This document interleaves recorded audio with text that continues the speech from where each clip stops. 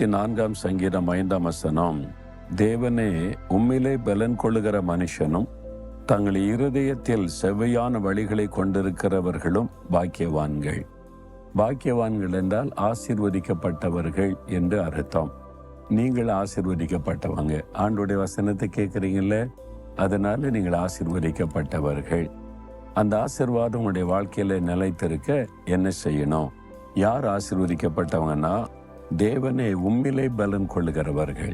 உங்களுடைய பலன் எது அப்படின்னா, என்னுடைய பணம், என்னுடைய படிப்பு, என்னுடைய பதவி, அதல்ல.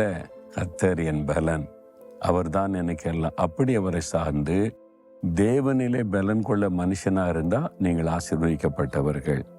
ரொம்ப முக்கியமானது, தங்கள் இருதயங்களில் செவ்வையான வழிகளை கொண்டிருக்கிறவர்கள் பாக்கியவான்கள். இருதயத்துல தாறுமாறு இருக்கக்கூடாது. இருதயத்தில் செம்மையான ஒரு வழிகள் காணப்படணும். செவ்வையான ஒரு வழி. நம்முடைய இருதயம் சுத்தமாக இருக்கணும். இந்த மாதிரி ஏமாத்துறது, வஞ்சிக்கிறது, திருக்குள்ளது, யாரை வஞ்சித்து எப்படி ஏமாற்றலாம், இந்த மாதிரி இருதயம் இருக்கக்கூடாது.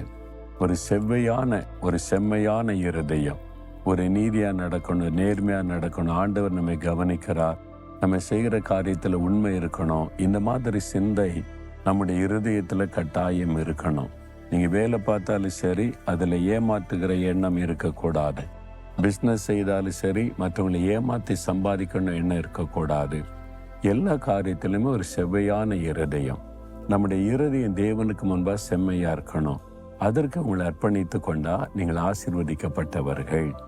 உங்களுடைய இருதயத்தில் தாறுமாறான காரியம், அதாவது குறுக்கட் புத்தின்னு சொல்லுவாங்கல்ல, புத்தியே சரி கிடையாதுப்பா, புத்தியே சரியில்லை அப்படி சொல்லுவாங்கல்ல, அப்படி இருக்கக்கூடாது. அவள் புத்தியே சரியில்லை, பேசினால கன்னிங்காக தான் பேசுவா, கன்னிங்காக தான் அவன் பேசுவான், சுயநலமாக ஏதோ உள்ள ஒன்று பொடி வச்சு பேசுவான் அவள சொல்லுவாங்க பார்த்தீங்களா.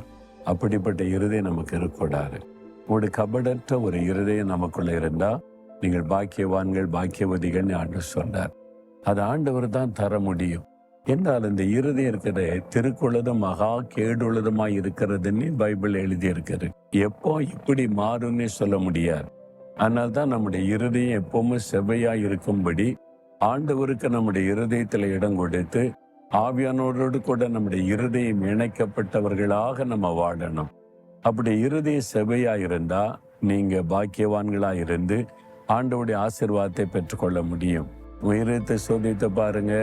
செவ்வையா இருக்குதா யோசனை, சிந்தனை, தீர்மானம் எல்லாம், அல்லது குறுகின புத்தி இருக்குதா யோசித்து பாருங்க. மற்றவங்களுக்கு கெடுக்கிற புத்தி இருக்குதான்னு யோசித்து பாருங்க. இல்லைல்ல, அப்போ ஆண்டவர் சொல்ல நீங்கள் பாக்கியவான்கள், பாக்கியவதிகள். சொல்லுங்க, ஆண்டவரே நான் பாக்கியவான், நான் பாக்கியவதி. என் இருதயத்தை நீங்க பார்க்குறீங்க, அது செவ்வையா இருக்கணும், என்னை காத்து கொள்ளுங்க. எந்த ஒரு தவறான எண்ணமும் என் உள்ளத்துல வந்துடக்கூடாது. நான் உண்மையிலே தான் எப்பவுமே பலன் கொண்டு வாழணும். என்னை ஒப்பு கொடுக்கிறேன். இயேசுவின் நாமத்தில் ஜெபிக்கிறோம். ஆமேன்.